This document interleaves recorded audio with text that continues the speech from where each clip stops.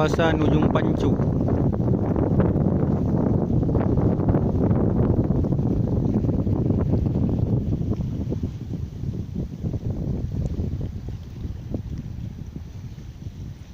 Tu Pulau Sabang, yang jauh tu, yang besar tu Pulau Sabang.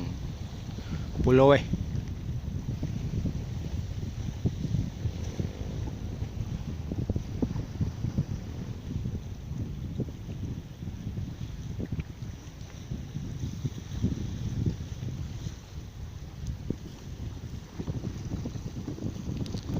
tu yang nampak tu lelha. Lelha.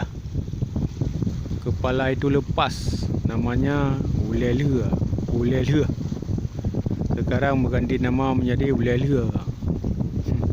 Ada anak muda sekarang diganti nama menjadi ulele.